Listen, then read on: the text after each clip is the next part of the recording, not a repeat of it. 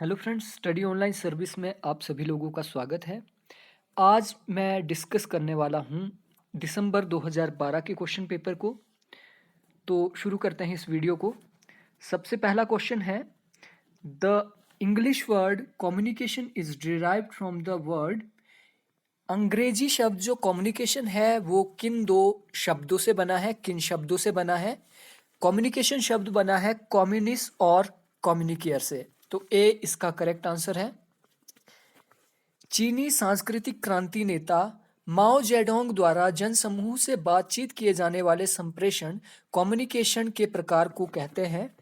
अब देखो, ये माओ जेडोंग जो थे, इससे कोई भी लेना देना, कल्चरल रेवोल्यूशन से कोई भी लेना देना नहीं है। ये पूछना चाह रहे हैं, माओ जेडोंग ने जो एक ग्रुप से कम्युनिकेशन की, अपने लोगों से जो कम्युनिकेशन की, उसे क्या कहा जाता है? उसे कहा जाता है मास लाइन कम्युनिकेशन।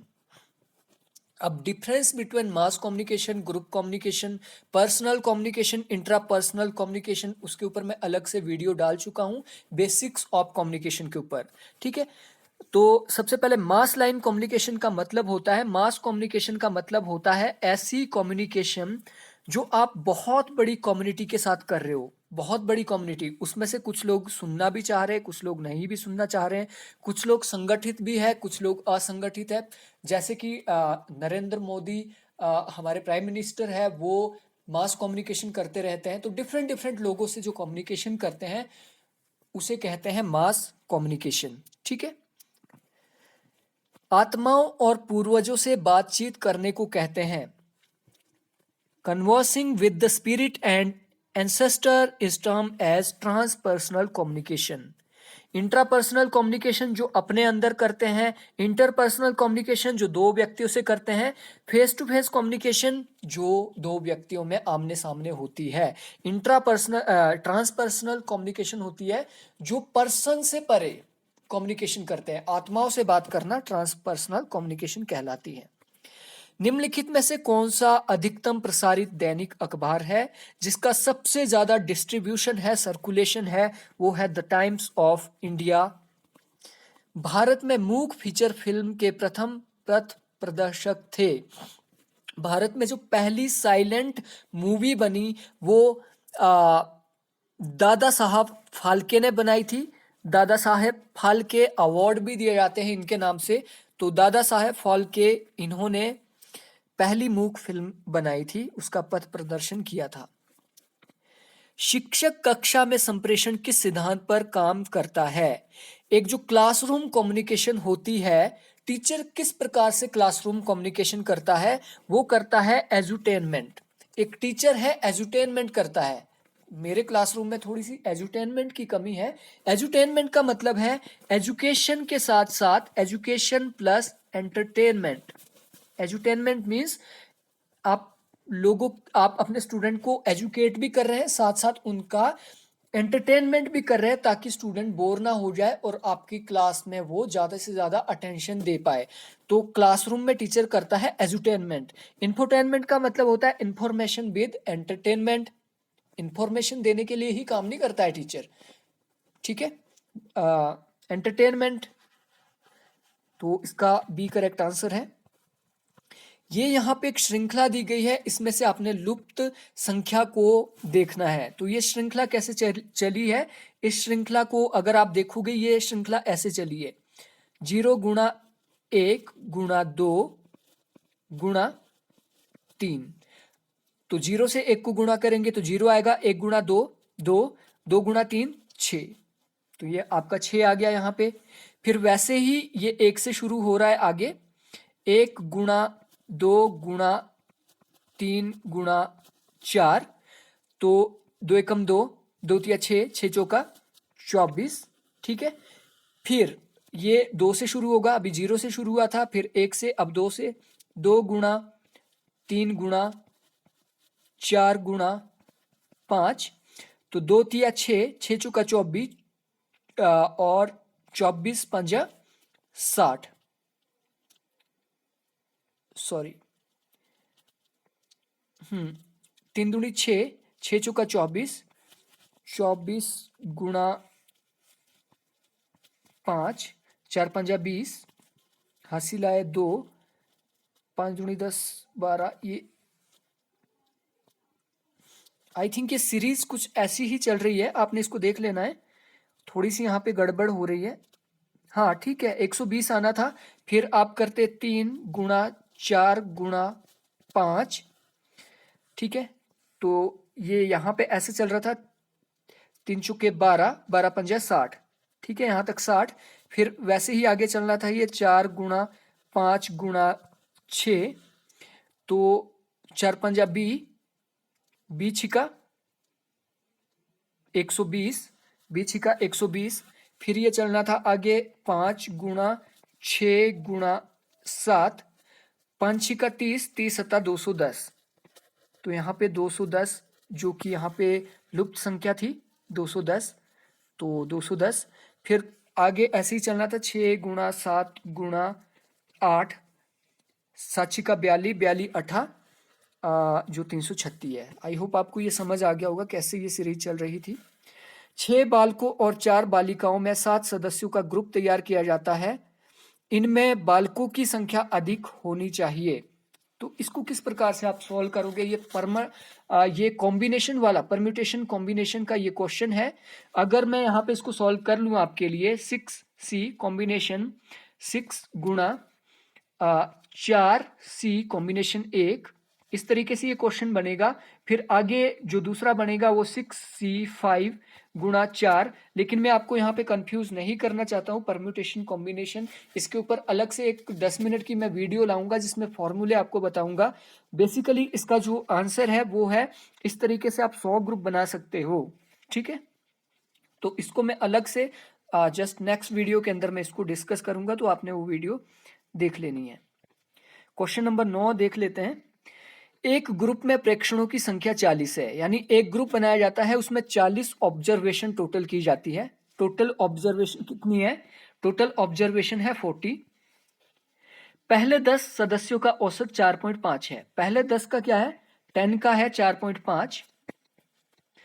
हमें क्या करना होता है, जितने भी ऑब्जर्वेशन दिए हैं 10 का 4.5, यानी टोटल कितना होगा? एक का 4.5 है, दूसरे का भी 4.5 है, तीसरे का भी 4.5 है, चौथे का भी 4.5, ऐसे से करके 10 लोगों का 4.5 4.5 4.5 10 बार हम जमा कर लेंगे। तो 10 का ऑब्जर्वेशन कितना हुआ? 10 का ऑब्जर्वेशन हुआ 45। 4.5 को गुणा करोगे अगर आप 10 से तो 45 आएगा। ठीक है, और शेष 30 सदस्यों का 3.5 है, तो शेष 3 सदस्यों का 30 सदस्यों का कितना है? 3.5 है। तो इसको आप क्या है? 3.5, इसको आप आपस में गुणा कर लेंगे। तो 500, 5 दिया 15, 150, ये हमारा 150 आया था। फिर हमने गुणा यहाँ पे कर लिया, 3 0 0, 3 तिया 9, 0 5 10। अब देखो एक के बाद यहाँ पे पॉइंट लगा था, तो यहाँ पे भी पॉइंट लगा देंगे, तो ये आ जाएगा 105। 10 का कितना था? 45, और 30 का कितना हो गया? 105। 45 प्लस 105 हम करेंगे, 105 प्लस 45, 10 हासिल आया 1 5, और ऊपर से आया आपका 1, तो ये आ गया आपका 150 यहां पे। ठीक है, ओके। अब ये आपके पास कितना आया था? 150। 150 पूरा जमा करके कितने लोगों का आया था? ये 30 और 10 40, तो इसको 40 से आप डिवाइड कर दोगे, तो यहाँ पे 0 से ये आपका 0 कट गया आपके पास। अब ये ना तो 15 4 से कटेगा ना, मतलब ये एक दूसरे से संख्या नहीं कटती है, तो आपका आंसर ये आ गया 15/4। तो सी इसका करेक्ट आंसर है। इस क्वेश्चन को कैसे करना है, इससे रिलेटेड भी मैं जब औसत से रिलेटेड क्वेश्चन हम करेंगे डीआई के अंदर, जो कि हमारी क्लास शुरू हो गई है, अगले 2 दिन के अंदर मैं ये औसत के क्वेश्चन आपके सामने लेके आऊंगा कि औसत को कैसे सॉल्व करते हैं। अलग अलग इसके फॉर्मूले हैं, वो भी आपके सामने डिस्कस करूंगा। तो ये क्वेश्चन है, यदि मोहन को KMFYL लिखा जाता है तो काउंट को क्या लिखा जाएगा? अब देखो, मोहन को MOHAN ये लिखा है, इसको कैसे लिखा जा रहा है? KMFYL F Y L. ठीक है, तो आप देखोगे जे के एल एम, जे के एल एम, ठीक है, M N O, F A B C D E F G H, फिर Y, Y Z A. That's mean एक एक माइनस यहाँ पे किया जा रहा है। जो आपका एम था, एम में से एल घटा दिया और के आ गया। दैट्स मीन आपको काउंट से भी एक एक आपको माइनस करना है। ठीक है, सी सी सी बी ए, ठीक है, ओ, ठीक, इसको नीचे से करना है आपको। तो ओ के बाद ये आएगा आपका यहाँ पे M N O, M N O, उसके बाद आएगा आपका एस टी यू। तो ये ए एम एस इसी तरीके से बनेगा। ए एम एस किस में आया, ये ए एम एस आया है आपका ए के अंदर। तो इस तरीके से इसको सॉल्व करना था। दो व्यक्तियों ए और बी की आयु का जोड़ 50 है। 5 वर्ष पूर्व उनकी आयु का अनुपात 5:3 था। ए और बी की वर्तमान आयु बताएं। तो ये क्वेश्चन भी औसत से आपका आ जाएगा। औसत के साथ साथ ये अनुपात का भी क्वेश्चन है। डीआई की जो 3rd वीडियो रहेगी वो अनुपात के ऊपर ही रहेगी। तो इसमें ये क्या बोल रहा है, दो व्यक्तियों ए और बी की आयु का जोड़ क्या है। ए और बी फॉर एग्जाम्पल राम और श्याम है, राम और श्याम है, इनकी आयु का अनुपात क्या है, ए और बी। यानी इन दोनों की अगर आयु जोड़ दी जाए तो 50 हो जाती है। 5 वर्ष पूर्व 5/3 इनका अनुपात था। 5 वर्ष पूर्व, तो 5 वर्ष पूर्व इनकी आयु का जोड़ क्या होगा, 5 इसमें से माइनस कर लो, 5 इसमें से माइनस कर लो। यानी 5 वर्ष पूर्व दोनों की आयु का जोड़ कितना होगा, डेफिनेटली 40 होगा। 5 इसके घट जाएंगे, 5 इसके घट जाएंगे। ठीक है, अब 40 क्या है, 40 में 5:3 है, 5:3 है। यानी 40 के अगर 5 भाग आप ए को दे रहे हो और 40 के आप 3 भाग बी को दे रहे हो। ठीक है, 40 के 5 भाग आप ए को दे रहे हो और 40 के 3 भाग आप बी को दे रहे हो। तो टोटल कितने भाग है, 8। इसको आपने बहुत ही सिंपली लेना है। टोटल आपके हो गए, ये 40 थी एज और 3:5 था, तो टोटल कितने भाग हुए, 8 भाग। ठीक है, आपने अगर 5 वाले को देने हैं तो गुणा 5 कर दो। फिर आपने 40 के 8 भाग कर दिए और 3 वाले को देने तो गुणा 3 कर दो। तो 8 एकम 8, 8 पंजा 40 और ऊपर बचा 5, 5 गुणा 5 25। यानी ए की एज 5 साल पहले क्या थी, 25। बी की सेम वैसे ही निकालेंगे, 8 एकम 8, 8 पंजा 40, 5 तिया 15, 5 तिया 15। यानी बी की एज कितनी थी, 5 साल पहले 15। तो अभी क्या एज हो गई, 5 इसमें 5 साल बाद प्लस कर दोगे इसकी 30 हो गई, इसमें 5 प्लस कर दोगे इसकी 20 हो गई। दैट्स मीन इनकी आयु क्या है इस टाइम, 30 और 20। इसको और भी इजी तरीके से सॉल्व किया जा सकता है, वो डीआई की वीडियो में ही बेसिक्स में आपको बता दूंगा।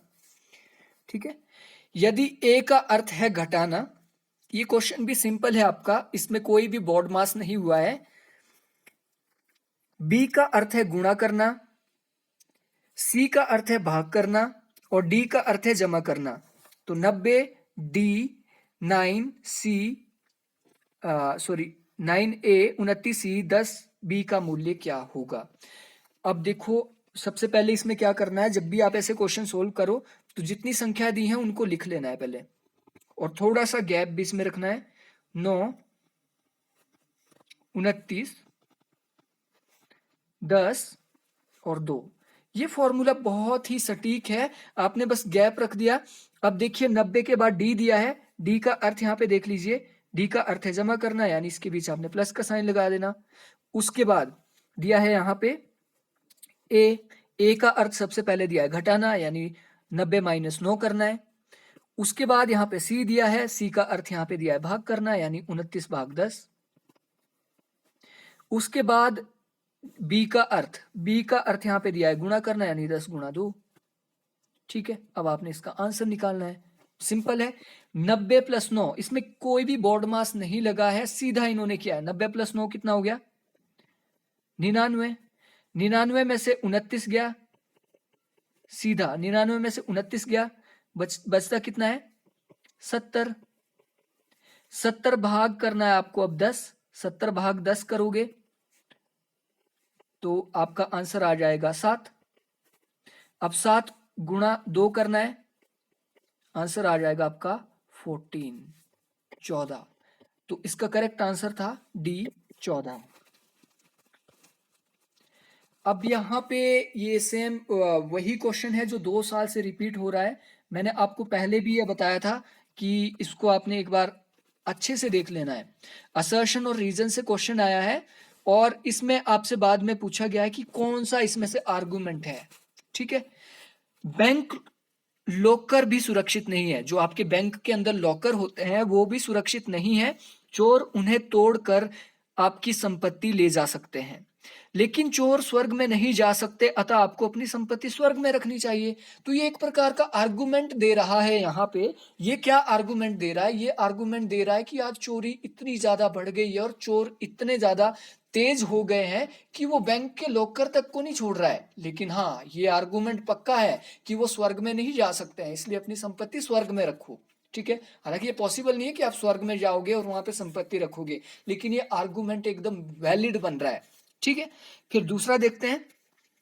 मनुष्यों के शरीर के रंग में अंतर सूर्य से दूरी के कारण होता है। बिल्कुल सही बात है, मनुष्य के जो शरीर का रंग होता है वो सूर्य से दूरी के कारण होता है कुछ हद तक। ठीक है, जैसे आप साउथ अफ्रीका की बात करो, नॉर्थ पोल की आप बात करो तो वहां पे व्हाइट पीपल मिलेंगे। साउथ पोल की बात करो वहां तो ज्यादातर ब्लैक पीपल मिलेंगे। लेकिन ये जरूरी नहीं है। आप नॉर्थ पोल की भी अगर बात करो, व्हाइट के साथ साथ वहां पे ब्लैक पीपल भी मिलते हैं। इंडिया में व्हाइट लोग भी रहते हैं, गोरे भी हैं, वहां पे काले भी है। तो जरूरी नहीं है कि सूरज का प्रभाव सीधा पड़ेगा। ठीक है, तो ये आर्गुमेंट कुछ हद तक यहाँ पे बी वाला यहाँ पे गलत बन रहा है। और इसके बाद ये शरीर के रंग को सूर्य की प्रतिक्रिया की भी यहाँ पे बात कर रहा है, तो ये बिल्कुल भी एक वैलिड आर्गुमेंट नहीं है। तो इसका मतलब ये हुआ, अभिकथन एक तर्क है किंतु अभिकथन दो एक तर्क नहीं है। निम्नलिखित में से कौन सा कथन इस कथन के विपरीत है कि कुछ व्यक्ति ईमानदार नहीं होते? विपरीत, कॉन्ट्राडिक्टरी आपको यहाँ पे सेंटेंस बताना है, कॉन्ट्राडिक्टरी। तो ये बोल रहा है कुछ व्यक्ति ईमानदार नहीं होते, तो कुछ व्यक्ति यहाँ पे रख लिए जो ईमानदार नहीं होते हैं। ठीक है, तो देखो इसका कॉन्ट्राडिक्टरी आपको बताना है। कॉन्ट्राडिक्टरी के लिए सिंपल सा फॉर्मूला है, सम का कॉन्ट्राडिक्टरी क्या होगा? सम का कॉन्ट्राडिक्टरी हमेशा होता है ऑल, और ऑल का कॉन्ट्राडिक्टरी क्या होगा? ऑल का कॉन्ट्राडिक्टरी होता है सम। और अगर आपको ये क्रॉस इसको बोलते हैं क्रॉस, एक चार्ट बनता है। अगर आपको ये अच्छे तरीके से समझना है, डिस्क्रिप्शन में पहला ही लिंक मैंने दिया है, तो वो आप देख लेना। इसका करेक्ट आंसर है सभी व्यक्ति ईमानदार होते हैं। सम नोट का उल्टा होगा ऑल। ठीक है, कॉन्ट्राडिक्टरी। एक स्वनिर्मित परिभाषा होती है। जो स्वनिर्मित एक स्टिपुलेटेड डेफिनेशन होती है, ना तो वो गलत होती है ना वो सही होती है। तो ये आपको थोड़ा सा रटना पड़ेगा डेफिनेशन के मामले में, क्योंकि डेफिनेशन भी पिछले 3-4 साल से रिपीट हो रही थी। तो ये क्वेश्चन 16 बहुत सिंपल है। जिस प्रकार परीक्षक रिलेटेड है परीक्षार्थी से, जैसे एग्जामिनर रिलेटेड है एग्जामिनी से, अधिवक्ता रिलेटेड है मुवक्किल से, यानी जो आपका एक वकील है, वकील अपने मुवक्किल से रिलेटेड है, वैसे गुरु किससे रिलेटेड होगा? डेफिनेटली शिष्य से। ठीक है, दैट्स मीन आपका जो इंग्लिश में आप देख लीजिए यहाँ पे प्रिसेप्टर रिलेटेड होगा हमेशा डिसाइपल से। क्वेश्चन नंबर 17, यदि इस कथन को सत्य माना जाए कि अधिकतर विद्यार्थी आज्ञाकारी होते हैं, तो निम्नलिखित में से कौन से एक युग्म को सही माना जा सकता है? ठीक है, तो ये बोल रहा है यदि अधिकतर विद्यार्थी कैसे होंगे? अधिकतर को इस तरीके का आपका चार्ट बनेगा। अधिकतर विद्यार्थी यहाँ पे आते हैं जो आपके आज्ञाकारी है, ये आपके हो गए स्टूडेंट। और ये हो गया आपके ओबीडियंट।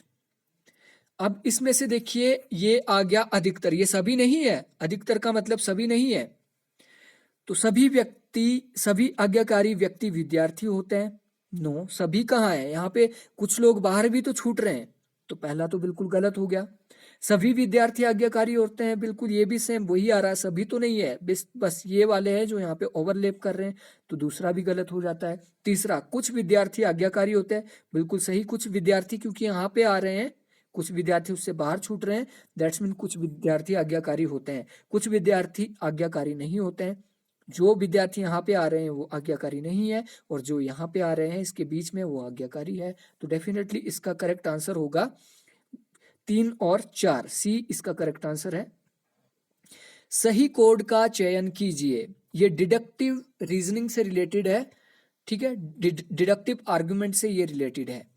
निगमन तर्क यह दावा करता है कि निष्कर्ष आधार में निहित किसी वस्तु से अधिक दावा नहीं कर सकता, बिल्कुल सही बात है। डिडक्टिव तर्क क्या होता है, ये होता है general to specific, general to specific होता है डिडक्टिव तर्क। जनरल होती है आपकी थ्योरी, जनरल को आप थ्योरी भी मान के चलते हैं, और स्पेसिफिक आपने जो कॉन्सेप्ट निकाला, कुछ भी आपने अपना जो आपने कंक्लूजन निकाला उसे कहा जाएगा पर्टिकुलर या स्पेसिफिक, ठीक है।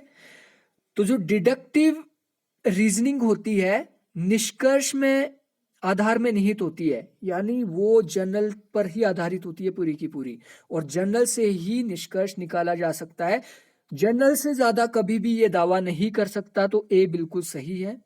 निष्कर्ष अंतिम रूप में आधारों द्वारा पुष्ट होता है, डेफिनेटली, क्योंकि जनरल से स्पेसिफिक है। निष्कर्ष हमेशा जो आपका कंक्लूजन है वो हमेशा जनरल से ही निकलता है, डिडक्टिव रीजनिंग के आधार पे, डिडक्टिव आर्गुमेंट। तो 1 और 2 यहाँ पे ठीक है, दैट्स मीन ए इसका करेक्ट आंसर है। ये डाटा इंटरप्रिटेशन मैं अलग से भी आपके सामने लेके आऊंगा, यहाँ पे थोड़ा सा इसको आपको बेसिकली मैं बता देता हूँ। ये गवर्नमेंट के एक्सपेंडिचर से रिलेटेड है, सोशल सर्विसेज के ऊपर की, सोशल सर्विसेज के ऊपर गवर्नमेंट कितना पैसा खर्च करता है, कितना एक्सपेंडिचर वो खर्च करता है। तो इसको समझना पहले आपने, ये सोशल सर्विस पे टोटल जो खर्च किया जाता है वो यहाँ पे दिया है टोटल, ठीक है। 2007-8 में 11% खर्च हुआ था इकोनॉमी का, 2008-9 पे 12.94, यहाँ पे 13, यहाँ पे 14। अगर आप इनको नीचे को ऐसे से प्लस करोगे तो ये डेफिनेटली कितना बनेगा 11.6, इसको नीचे को प्लस करोगे ये बनेगा 12.94, और ये जो 100 दिया है 100 आपकी इकोनॉमी है, इकोनॉमी से आपने इतना खर्च किया है सोशल सर्विसेज पे, और ये सोशल सर्विसेज की सब कैटेगरी है। सोशल सर्विसेज में के अंदर एजुकेशन आ जाएगा, हेल्थ आ जाएगा, वाटर, ये सारे के सारे आपके सोशल सर्विसेज में आ जाएंगे, ठीक है। तो पहला क्वेश्चन देखते हैं, how many activities in the social services are there where the expenditure has been less than 5% of the total expenditure incurred on the social services in 2008-9। ये बोल रहा है 2008 और 9 में ऐसी कितनी सोशल सर्विसेज है जिसमें 5% से कम खर्च किया गया है सोशल सर्विसेज के ऊपर। तो 5%, ये टोटल 100 है, तो 5% इसमें भी 5 से कम है, इसमें भी, मतलब टोटल में 5% से कम है। ऑल ऑफ द अबव इसका आंसर आ जाएगा। In which of the following year the expenditure on the social services have increased at the highest rate? ये बोल रहा है कौन से साल में एक्सपेंडिचर सोशल सर्विसेज पर सबसे ज्यादा बढ़ा है, एक्सपेंडिचर सबसे ज्यादा किस साल में बढ़ा है। तो यहां से 11 से 12.94 हो गया, यहाँ 12 से 13.6 हो गया, यहाँ 14 से 14.2 हो गया। जिसकी इनिशियल वैल्यू छोटी होती है ना उसमें सबसे ज्यादा बढ़ता है। लाइक यहाँ था कितना 1106, 11.6 को हम 1106 मान सकते हैं, 1106 से कितना बढ़ा 1294, तो 1294 में से सॉरी ये आपका हो गया 1294, 1294 में से आपने 1106 लेस करना है, तो आपका 14 में से 6 गया 8, 8 का 8 आपने उतार दिया, ये पूरा कट गया। दैट्स मीन यहाँ कितनी, यहाँ 2007 से 8 में कितनी वृद्धि हुई है? 88 की वृद्धि हुई है। वैसे ये 88 की वृद्धि हुई है। वैसे ही आप अगले में देखोगे, यहाँ पे इनिशियल वैल्यू आपकी 12 है, 12 से ये 13 हो गया। यहाँ पे भी देख लेते हैं, 1306 में से माइनस हमने कर दिया 1294। ठीक है, तो 6 में से 4 गया 2, 10 में से 8 गया 2।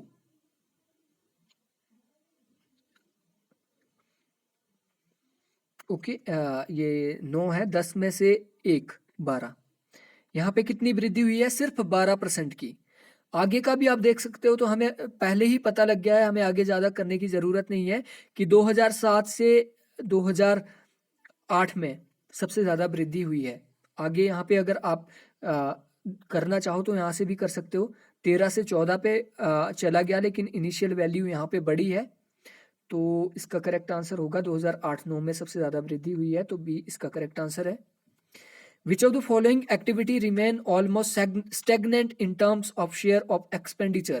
एक्सपेंडिचर के हिसाब से कौन सी वस्तु ऐसी है जिसमें ना तो बढ़ा है ज़्यादा, ना ही घटा है? तो यहाँ पे देख लेते हैं। इसमें देखो, ये स्टेगनेंट नहीं है। स्टेगनेंट का मतलब होता है स्थिर रह गई है, जिसमें ना तो वृद्धि हुई है ना कमी हुई है। तो 4 से यहाँ पे 46 हो गया, दैट्स मीन ये बढ़ा है। यहाँ 2 से 2 3 हो गया, यहाँ घटा है। यहाँ 2 से 2 27 हो गया, यहाँ पे बढ़ा है। यहाँ पे 2007-8 में थी 22, और यहाँ पे 2010-11 में होगी 22, यानी स्टेगनेंट। ना तो इसमें वृद्धि हुई, ना ही इसमें गिरावट हुई। ये है इंफॉर्मेशन एंड ब्रॉडकास्टिंग। तो यहाँ पे देख लेते हैं, स्टेगनेंट ये रहा यहाँ पे, information and broadcasting. Question number 22, which of the following terms item expenditure share is almost equal to remaining 3 item? ये क्वेश्चन यहाँ पे थोड़ा सा अटपटा क्वेश्चन था, और ये गलत भी क्वेश्चन है। एक्चुअली यहाँ पे 3 टाइम ऐसा कोई भी डाटा हमारे पास नहीं है। Which of the following item of social services has registered the highest rate of increase in the expenditure during 2007 से 2008 में? किस सोशल सर्विस में ज़्यादा वृद्धि हुई है? यानी ऐसी कौन सी वस्तु है जिसमें 2007-8 से लेके 2010-11 में सबसे ज़्यादा वृद्धि देखी गई है? तो वृद्धि जिसका इनिशियल वैल्यू कम होगा, फाइनल ज़्यादा होगा, उसी में ज़्यादा होगी। तो ये था 36 से यहाँ पे 63 हो गया, ऑलमोस्ट यहाँ पे 75% वृद्धि हुई है। दूसरों का भी आपने काउंट कर लेना है, तो आपको इसका आंसर यही मिलेगा। वृद्धि दर आप कैसे देखते हैं? वृद्धि दर का फॉर्मूला है initial value minus final value upon initial value into 100। ये आपका फॉर्मूला लगेगा। तो इनिशियल वैल्यू यहाँ पे क्या है? 36। इनिशियल वैल्यू है 36, फाइनल वैल्यू कितनी हो गई? 63। ओके, बटे में आपने इनिशियल वैल्यू 36 लिख दी, गुणा 100 कर दिया आपने। 36 और 63, पहले इसके बीच गैप आप देखेंगे, 63 माइनस 36, तो 13 में से 6 गए 7, 5 में से 3 गए 2, तो यहाँ पे आ गया आपका 27। इसको 27 बटा 36 गुणा 100 अगर आप करोगे तो ये 75% के आसपास आपका बन जाता है। ठीक है, दैट्स मीन किस में वृद्धि हुई है? लेबर नहीं है, ये है social welfare to SC and ST। तो नीचे आप देख लीजिए किसमें हाईएस्ट इंक्रीज हुआ है? Welfare to SC and ST OBC। Which of the following item has registered the highest rate of decline? Decline किसमें हुआ 2007 से लेके 2010 तक? डिक्लाइन के लिए भी यही लगेगा, initial value minus final value upon initial value into 100 वाला फॉर्मूला। डिक्लाइन किसमें हुआ है? कहां से कहां तक पूछा है? सिर्फ यहां तक। 2007 से 8 से लेके 2009-10 तक किसमें सबसे ज्यादा डिक्लाइन हुआ है? ये 11 था, 11 से 13 हो गया, तो ये तो बढ़ गया है। ये 4 से 96 हुआ है, डेफिनेटली गिरा है, कितना गिरा है, ये पॉइंट 0.6 गिरा है, 0.6, तो बहुत कम गिरा है ये। फिर ये 2 से 190 हो गया, तो ये ऑलमोस्ट 15 गिरा है। फिर नेक्स्ट हम देखते हैं 2 से 2.20 हो गया, तो ये तो बढ़ा है, तो इसको तो हम काउंट ही नहीं करेंगे। फिर ये 2 से 22 से 20 हो गया, तो ये 2 पॉइंट की इसमें गिरावट है, इसमें बढ़ोतरी हुई है, इसमें गिरावट हुई है। ये 27 से लेके 22 तक 5 का हुआ है, लेकिन इनिशियल वैल्यू इसकी छोटी है, और इसका आंसर भी यही होना चाहिए, लेबर एंड एम्प्लॉयमेंट। आप इसको एक बार इसका आंसर अपने कॉपी पे भी निकाल सकते हैं, ठीक है। तो इसका करेक्ट आंसर था लेबर एंड एम्प्लॉयमेंट। तो ये था हमारा डाटा इंटरप्रिटेशन। आप हिंदी में देखना चाहो तो हिंदी में भी इसको देख सकते हैं। अगले क्वेश्चन देख लेते हैं। ALU की फुल फॉर्म क्या होती है? ALU stand for arithmetic logic unit. एक व्यक्ति कंप्यूटर के जिस सर्किट बोर्ड पर बहुत सारे एक व्यक्तिगत कंप्यूटर, एक जो पीसी होता है, पर्सनल कंप्यूटर होता है, उसके ऊपर एक सर्किट लगा होता है, इस टाइप का सर्किट लगा होता है, जिसके ऊपर बहुत सारे चिप लगे होते हैं। उसके ऊपर माइक्रो प्रोसेसर होगा, उसके ऊपर रैम होगी, उसके ऊपर रोम होगी, उसके ऊपर उससे हार्ड डिस्क अटैच होगी, उसे कहा जाता है मदरबोर्ड। मदरबोर्ड के ऊपर ही सारी चिप्स लगी होती है कंप्यूटर में।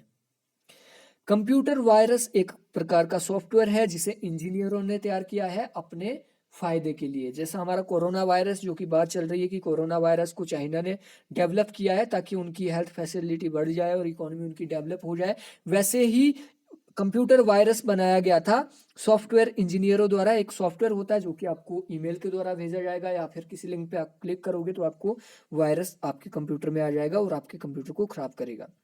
इनमें से कौन सा एक सही है? तो ये डेसिमल नंबर में यहाँ पे सारे दिए है। ये आपका 16, पहले इस नंबर सिस्टम को आप समझ लीजिए। इसके पीछे 16 लगा है, 16 लगा है, दैट्स मीन ये हेक्साडेसिमल नंबर है। इसके पीछे 8 लगा है, दैट्स मीन ये ऑक्टल नंबर है, क्योंकि 0 से 7 तक यानी 8 डिजिट का ऑक्टल नंबर होता है। ये आपका बाइनरी है, ये भी आपका बाइनरी है। इसमें से कौन सा सही है तो वो आपको निकालना पड़ेगा। तो निकालते कैसे हैं? जैसे आपने 1710 का बाइनरी निकालना है, तो आप कैसे निकालोगे? 17 यहाँ पे रख दिया आपने, 2 से इसको काटेंगे, 8 दूनी 16, शेषफल बचा 1, ठीक है। फिर आप 2 से काटेंगे, 4 दूनी 8, शेषफल बचा 0। फिर 2 दूनी 4, शेषफल बचा 0। फिर 2 दूनी यहाँ पे 2 दूनी 4 था। फिर 2 एकम 2, शेषफल बचा 0। 2 एकम 2, शेषफल बचा 0। तो इसको नीचे से ऊपर की ओर काउंट हम करते हैं। 1, ये 1 यहाँ बचा था, 0, फिर 0, फिर 0, फिर 1, यानी 1 0 0 0 1। तो 1 0 0 1, दैट्स मीन ये वाला बिल्कुल सही है, डी इसका करेक्ट आंसर है। 17 का अगर हम बाइनरी निकालते हैं तो 1 0 0 0 1 ही आएगा। MS वर्ड ऑफिस 2007 का फाइल एक्सटेंशन होता है। MS वर्ड अगर आपने यूज किया होगा, MS वर्ड 2007 का जो एक्सटेंशन होता है वो होता है .doc, और जो अभी 2010 है माइक्रोसॉफ्ट ऑफिस, उसका होता है docx।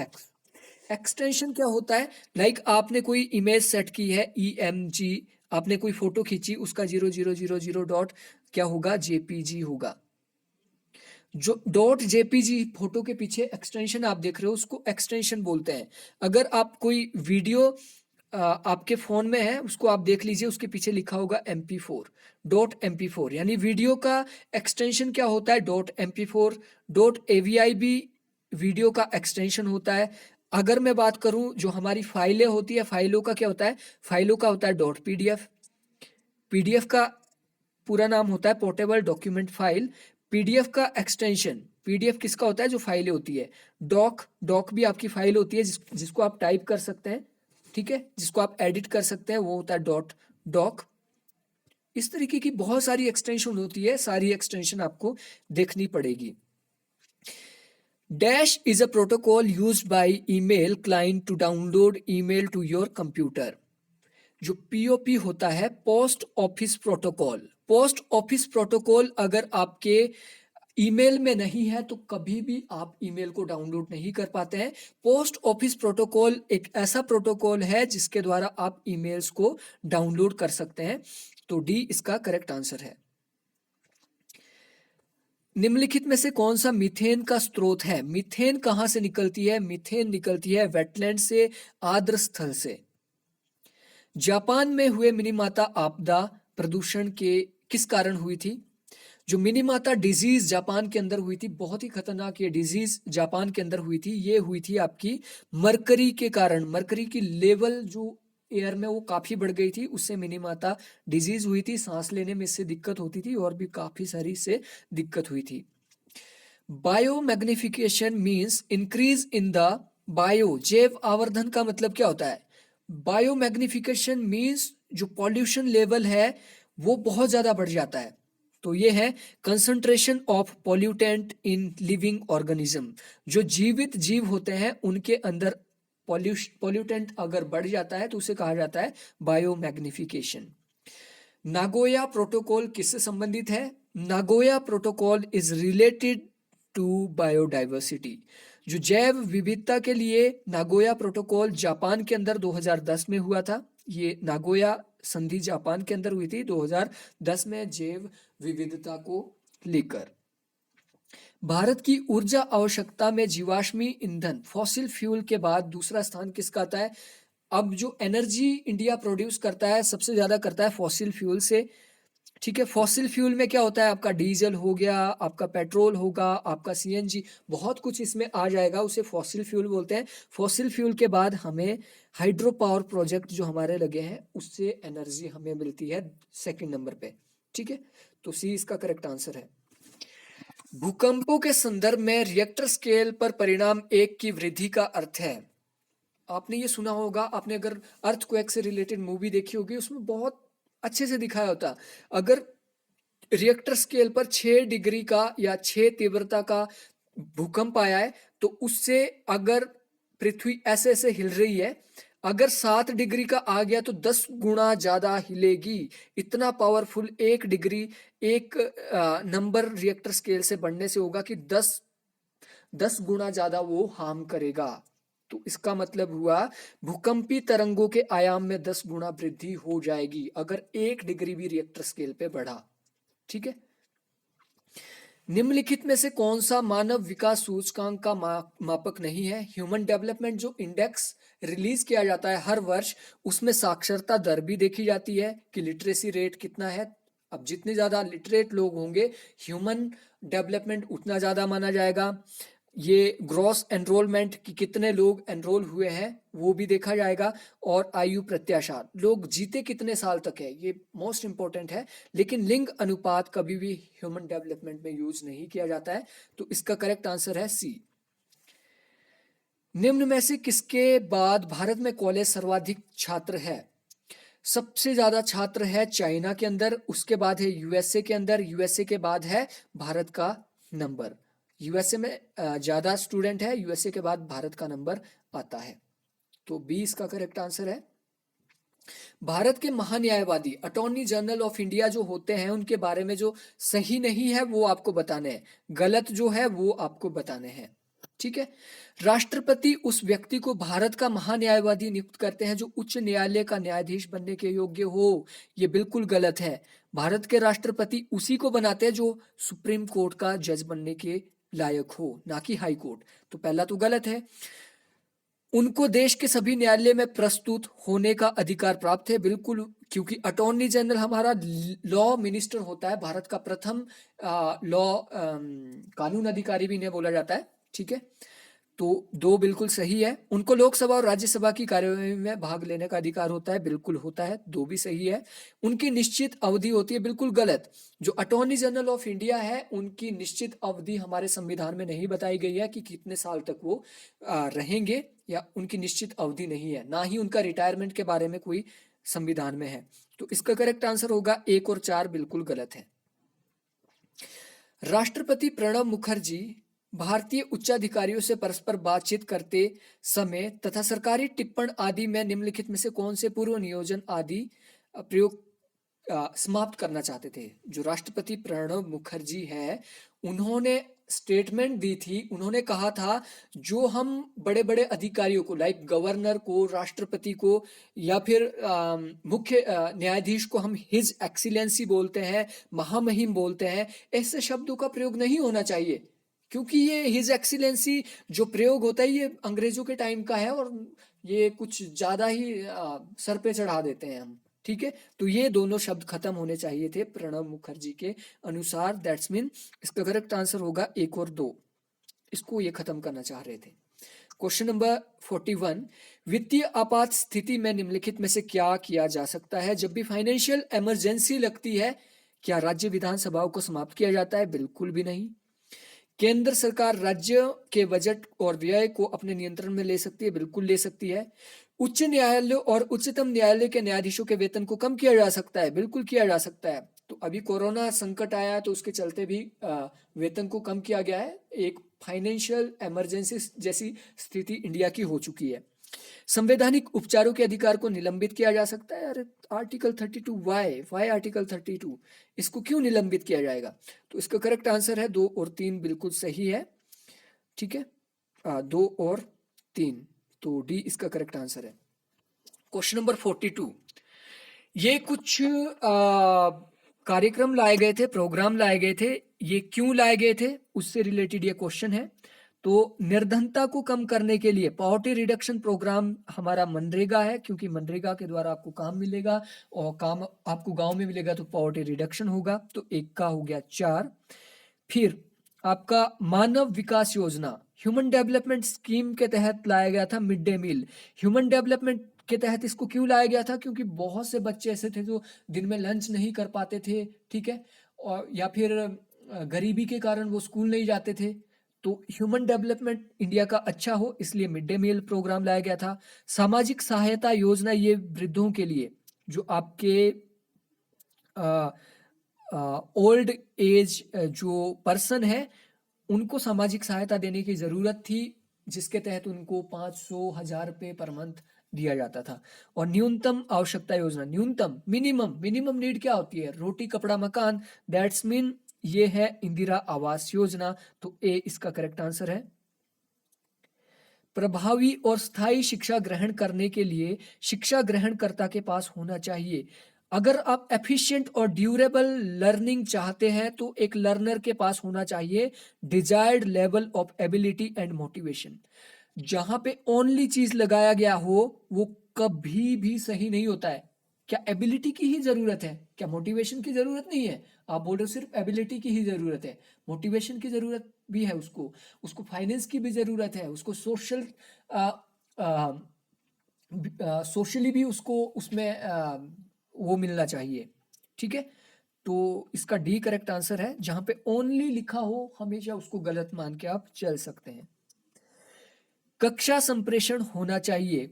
एक जो क्लास कम्युनिकेशन होती है वो किस तरीके की होनी चाहिए? तो डेफिनेटली वो स्टूडेंट ओरिएंटेड या स्टूडेंट सेंट्रिक होनी चाहिए क्लासरूम कम्युनिकेशन। स्टूडेंट ओरिएंटेड अगर क्लासरूम कम्युनिकेशन होगी तो स्टूडेंट को इजीली वो समझ आ जाएगा। अध्यापक जो अध्यापन को सर्वोत्तम प्रणाली है, the best method of teaching is to चर्चा प्रारंभ करने की पहल करना और उसमें भाग लेना। सबसे बेस्ट टीचिंग मेथड यही है। अगर आप डिस्कशन को इनिशिएट करते हो क्लासरूम में, वही सबसे बेस्ट क्या होती है? आपकी प्रणाली होती है। कक्षा में परस्पर संवाद से क्या उभर कर आना चाहिए? कक्षा में अगर परस्पर आप संवाद कर रहे हो तो क्या आर्गुमेंट आने चाहिए? आर्गुमेंट तो डेफिनेटली नेगेटिव वे में लिया जाता है कि आर्गुमेंट कर रहे हैं आप। तो इंफॉर्मेशन उससे निकलनी चाहिए। हाँ, इंफॉर्मेशन डेफिनेटली निकलनी चाहिए। कंट्रोवर्सी, अरे विवाद का क्या काम है? तो इसका करेक्ट जो आंसर यहाँ पे है वो है आइडियाज। क्लासरूम कम्युनिकेशन ऐसी होनी चाहिए जिससे विचार उत्पन्न हो, नए नए विचारों का उससे उत्पन्न हो। कम्युनिकेशन, ये सूचना तो आपको मिलती रहती, सूचना तो आपको न्यूज़पेपर से भी मिलती है। तो क्लासरूम का क्या फायदा है? क्लासरूम का यही फायदा है कि सूचना के साथ साथ उससे विचार हमारे, थॉट हमारे, आइडियाज हमारे निकल रहे हैं। दंड ना देकर बच्चे को बिगाड़ने से क्या अभिप्राय है? दंड ना देकर, कक्षा में दंड पर रोक लगा देनी चाहिए, शारीरिक दंड स्वीकार्य नहीं है, अवांछित व्यवहार पर दंड ना दिया जाना चाहिए। ये आप क्वेश्चन को अच्छे से समझ गए होंगे। अगर बच्चा मिसबिहेव कर रहा है, बहुत ही गलत, अवांछित, अनडिजायरेबल वो बिहेव कर रहा है और उस घटिया व्यवहार के लिए भी अगर उसको दंड नहीं दिया जा रहा है, दैट्स मीन आप डेफिनेटली उस बच्चे को क्या कर रहे हैं, बिगाड़ रहे हो। दैट्स मीन दंड ना देकर आप बच्चे को बिगाड़ रहे हो। तो सी करेक्ट आंसर है। कक्षा में शिक्षक के संप्रेषण को कहते हैं। एक जो टीचर कम्युनिकेशन करता है क्लासरूम में, उसे क्या कहा जाता है? अब क्लास में 30 से 40 बच्चे होते हैं, ठीक है, 30 से 40 बच्चे होते हैं, जहां पे दो या दो से ज्यादा लोग हो, दो से ज्यादा, वो 10 भी हो सकते हैं, 20 भी हो सकते हैं, लेकिन वो एक दायरे के अंदर होने चाहिए, तो वो एक ग्रुप बन जाता है। ठीक है, क्लासरूम कम्युनिकेशन में क्योंकि 30 से 40 बच्चे होते हैं तो उसका एक ग्रुप बन गया है। जैसे आप 9th ए लो, 9th क्लास का ए ग्रुप है, 9th क्लास का बी ग्रुप है, दैट्स मीन ये क्या होगा आपका ग्रुप कम्युनिकेशन। ये क्या होगा आपका ग्रुप कम्युनिकेशन। किसी शोध पत्रिका की गुणवत्ता का निम्नलिखित में से कौन सा सूचक है? एक जो रिसर्च जर्नल होता है उसको कैसे हम देखते हैं कि कौन सा रिसर्च जर्नल बेटर है, बेस्ट है? तो उसके लिए इम्पैक्ट फैक्टर दिए होते हैं, जिसके जितने ज्यादा इम्पैक्ट फैक्टर होते हैं वो जर्नल उतना बेस्ट होता है। बेहतर शोध नैतिकता से क्या अभिप्राय है? Good research ethic. Good research ethics का मेन मतलब होता है कि कोई भी आप केवल किसी पीएचडी शोध छात्र को ही विशेष शोध समस्या सौंपना। ठीक है, ऐसा नहीं है कि एक पीएचडी स्टूडेंट है, वो साइंस का स्टूडेंट है और उसको बोला चलो जी वोटिंग बिहेवियर के ऊपर आप काम करो। ये कभी भी शोध नैतिकता का भाग नहीं है। एक स्पेसिफिक विद्यार्थी है, किसी पीएचडी शोध छात्र को विशेष शोध समस्या सौंपना जिससे वो रिलेटेड हो। तो बी करेक्ट आंसर है। निम्नलिखित में से कौन सी प्रतिदर्श प्रणाली संभाव्यता पर आधारित है? इसमें से जो सैंपलिंग मेथड दिया गया है कौन सा प्रोबेबिलिटी पर आधारित है? कन्वीनियंस सैंपलिंग, ये तो कभी भी प्रोबेबिलिटी नहीं। कन्वीनियंट मतलब आपको सुविधा हो रही है। फॉर एग्जांपल आपको सैंपल लेने को कहा कि जाओ जी आप सैंपल लेके जाओ, सैंपल लेके आओ। प्रोबेबिलिटी का मतलब सभी को इक्वल चांस देना, लेकिन जो आपका सुविधाजनक है, आपकी सुविधा के हिसाब से आप अपने गांव के सारे लोगों के सैंपल लेके आओगे, तो वो कभी भी सभी को इक्वल मौका नहीं देगा। कोटा भी आपका नॉन प्रोबेबल होता है, और जजमेंट, आप जजमेंटल बन रहे हो तो वो भी नॉन प्रोबेबल होता है। लेकिन जो स्ट्रेटिफाइड सैंपलिंग होती है वो होती है आपकी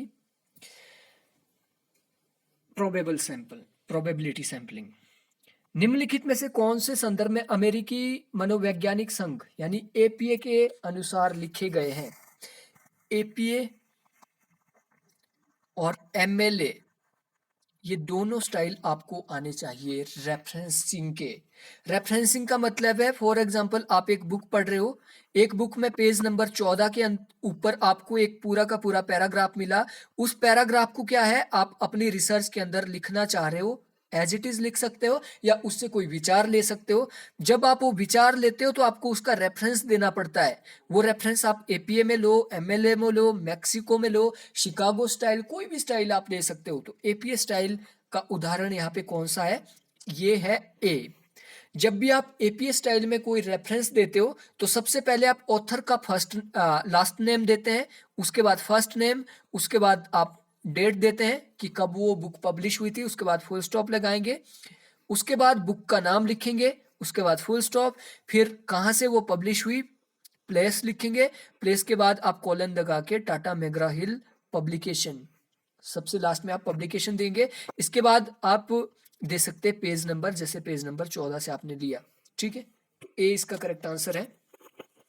एमएलए का थोड़ा उल्टा रहता है। एमएलए में क्या रहता है, पहले आप इसमें फर्स्ट नेम देने की जरूरत, लास्ट नेम की जरूरत नहीं है, फर्स्ट नेम भी दे सकते हैं। तो आप क्या करेंगे, वी शर्मा, वी शर्मा, यहाँ पे उल्टा देने की जरूरत नहीं है। वी शर्मा के बाद आप बुक का नाम देंगे, कॉमा लगा के बुक का नाम, बुक का नाम के बाद आप देंगे प्लेस, प्लेस के बाद आप देंगे पब्लिकेशन, पब्लिकेशन के बाद आप देंगे ईयर और सबसे लास्ट में देंगे आप पेज। एमएलए और एपीए में ये अंतर है, इसको भी अलग से मैं एक वीडियो इसके ऊपर लाऊंगा। शोध की निम्नलिखित अवस्थाओं को सही क्रम में आपने आइडेंटिफाई करना है कि पहला कौन सा आएगा। सबसे पहले होती है आइडेंटिफिकेशन ऑफ रिसर्च प्रॉब्लम, उसके बाद आप लिस्टिंग ऑफ रिसर्च ऑब्जेक्टिव, उसके बाद अपने ऑब्जेक्टिव को आप निर्धारित करते हैं, उसके बाद आप अपनी मैथडोलॉजी तैयार करते हैं, मैथडोलॉजी के बाद आप डाटा कलेक्शन करते हैं, फिर आप डाटा एनालिसिस करते हैं, फिर आप रिजल्ट और डिस्कशन करते हैं।